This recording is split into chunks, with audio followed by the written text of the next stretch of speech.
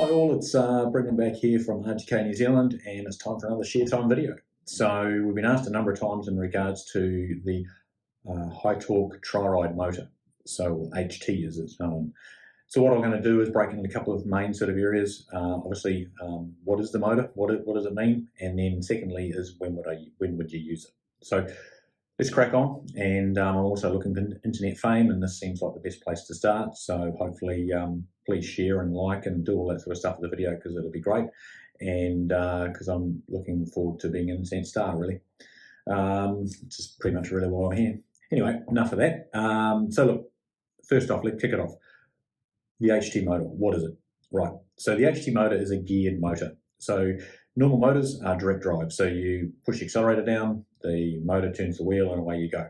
With an HT motor, what happens is your motor actually turns gearing in the hub.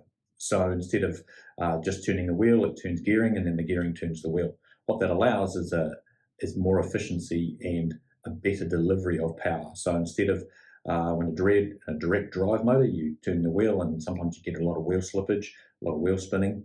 With a geared motor, what happens is you get more of a constant and a steady pull, if you like, or a constant grip.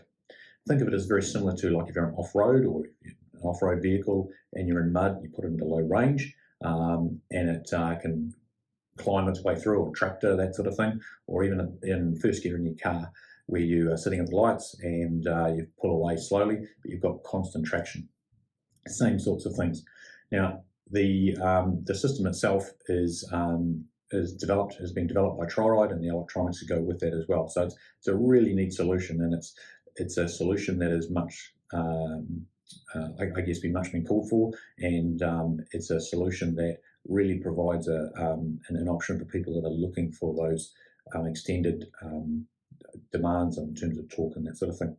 So next thing is, right, so who would use it and why would you use it? So the two applications that we predominantly use it for are, first one is when people are long hill climbs, where traction is a major thing, or they're doing a lot of climbing around hills. You know, there's a lot of places around New Zealand that are just covered in hills.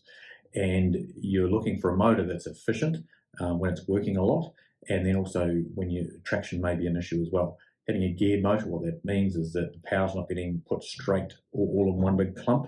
It's actually getting delivered through the gearing, so you can gradually increase a lot easier, and the power delivery is a lot smoother. It does add a little bit more weight, but not massive. It's a trade-off, essentially. The major benefit is that you do get an ability to climb consistent hills for a long period of time, and you still maintain the range and that sort of thing as well, which is critical.